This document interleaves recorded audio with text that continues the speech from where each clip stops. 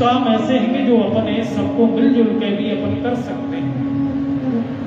पर आप विवाह करेंगे तब तो एड़ी चोटी की ताकत लगाएंगे, तब सरकार का ध्यान नहीं रहेगा कि सरकार के नाम खराब ना हो जाए।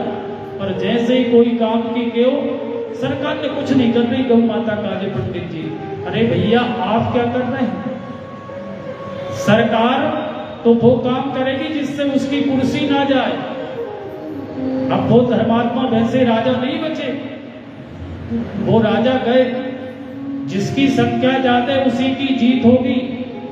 समझिए, आज तो थोड़ा बहुत आपकी सुनने वाला है, आने वाले समय में स्थिति और गड़बड़ होगी।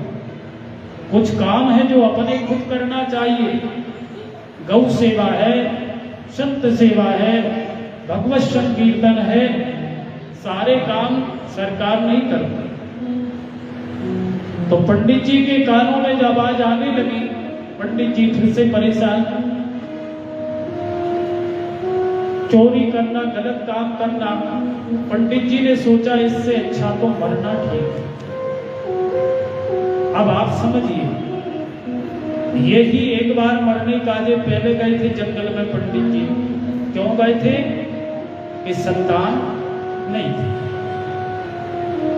और आज भी मरने जा रहे हैं। क्यों जा रहे हैं? कि ऐसी संतान क्यों थी? यही तो समस्या है।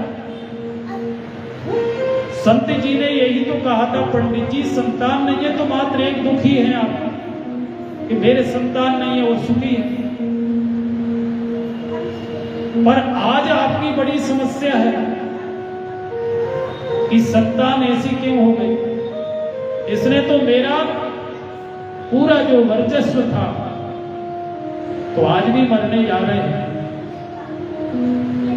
तो जैसे ही मरने के लिए जाने लगे तो गौकर्ण जो संत का प्रसाद था, जो गौ माता को दिया, उसने अपने पिता का हाथ पकड़ा। कहने लगे, पिताजी कहां जा रहे हैं? कहने लगे, बेटा इसने ना तो मुझे कहीं उठने वाला छोड़ा, ना कहीं बैठने वाला, ना मैं समाज में जा सकता, इससे अच्छा तो मरना ही ठीक है। गौकर्ण जी ने कहा, पिताजी संसार में सुखी कोई नहीं है,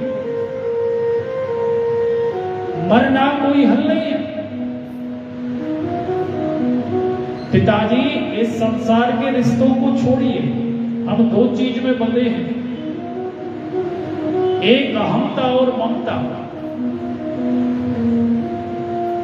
जिस प्रकार से आपने किसी से रिश्ता जोड़ लिया,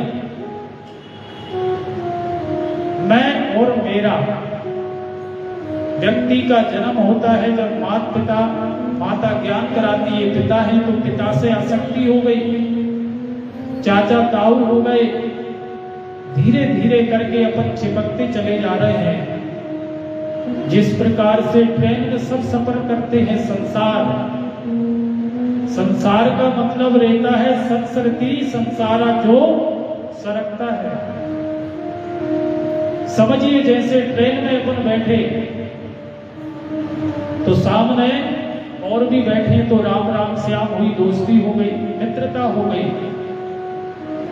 पर जिसका जैसा स्टेशन आता है राम राम श्याम करके उतरता है, फिर दूसरा व्यक्ति उसी सीट पे बैठ जाता है। इसी प्रकार से आज हमारे घर में जो पहले थे आज नहीं है, और जो आज है वो भविष्य में रहने वाले नहीं है। संसार तो अपनी गति से चलता है।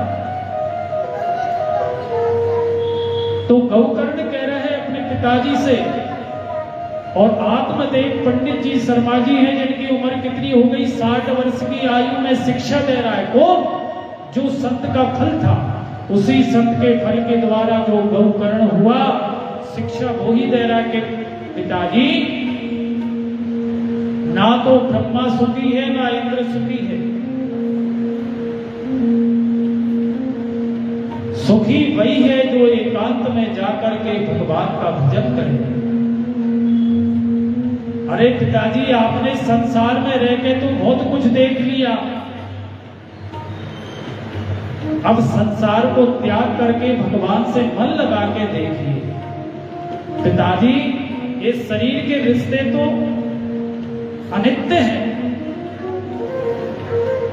कौन बेटा कौन बेटी, जैसे ही अपने बेटा की वाणी सुनी तो पंडित जी को सत्य की बात याद आ गई। कहने लगे, बेटा यही बात उस संत ने मुझे बताई थी, पर तब मेरे ऊपर संतान का भूत सवार था।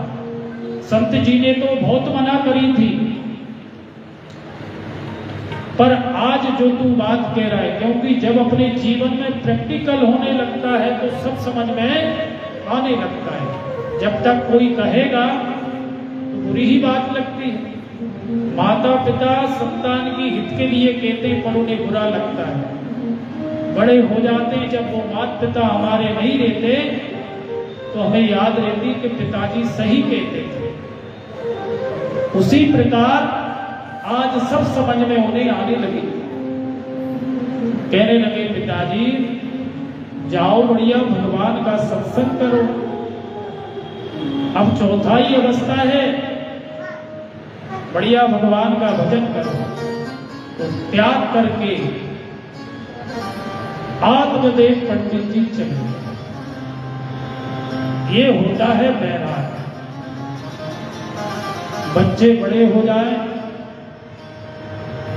शादी विवाह हो जाए, यही पिता का कर्म रहता। यहां तक बच्चे को पढ़ाना लिखाना, विवाह आदि हो गया,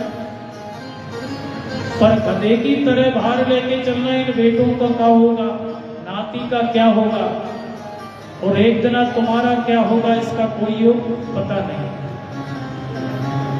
चौथा ही अवस्था है भगवान के भजन के लिए। अंत भला तो सब भला, अंते मति सा गति। जीवन में आपने कुछ भी करा, जिसने अंत समय अपना सुधार लिया तो निश्चित ही भगवत प्राप्ति हो जाती है।